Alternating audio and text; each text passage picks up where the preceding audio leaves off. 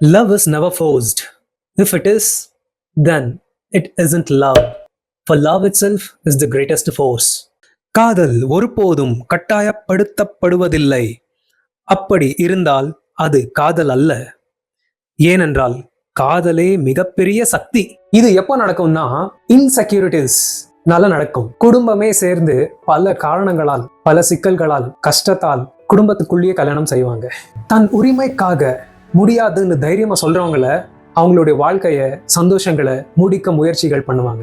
For example, டீசெண்டா handle பண்ற விஷயம் எப்படின்னா ஒதுக்கிடுறது. குடும்பத்துல இருந்து ஒரு சைலண்ட் ட்ரீட்மெண்ட் மூலியமா அதுலயே வாழ்ந்துட்டு சாவனிட்டு அவங்க மட்டும் இல்ல, அவங்களோட யாரெல்லாம் டச்ல இருக்காங்களோ அவங்களையும் எல்லாரையும் பிரிச்சிடுறது.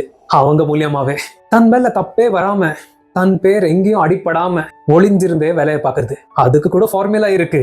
உங்களுக்கு ஒரு ஃபேக்ட் சொல்லட்டா? ஜெயிலுக்குள்ள கைதிகள் எல்லாம் ஆல்ரெடி கொடுமையில தான் வாழ்ந்துட்டு இருப்பாங்க. அதுக்கும் மேல இன்னும் கொடுமை கொடுக்கப்படுற தண்டனை என்ன தெரியுமா? தனிமை. இது சும்மா சொல்லுக்கு கிடையாது, வரலாற்றுலயே பிரிசனர்ஸ்க்கு கொடுக்கிற மிகப்பெரிய தண்டனை இதுதான். தப்பு பண்ணாதவங்கள இந்த மாதிரி ட்ரீட் பண்றவங்களுக்கு எல்லாம் சொல்லிக்கிறது ஒண்ணுதான். If you wouldn't want it done to you, don't do it to them. உனக்கு அது நடக்க கூடாதுன்னு நீ விரும்பினா அவங்களுக்கு அதை செய்யாதே.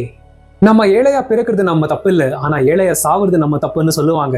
ஆனா உண்மையிலேயே மனதளவுல ஏழையா சாகுறவன் தான் என்ன பொறுத்த வரைக்கும் ஏழை. இப்போ இந்த விஷயங்கள் எல்லாம் தெரிஞ்ச மேல உங்களுடைய செயல் மூலியமா நீங்க என்னன்னு வாழ்ந்து காமிங்க. இந்த வீடியோவுடைய கன்க்ளூஷன் இதுதான்.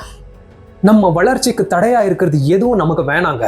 அது ஒரு சிந்தனையாக இருந்தாலும் கூட, அதுவும் கருவுக்கு நல்லதில்லைன்னு சொல்றப்போ மறுவார்த்தையே இல்லை.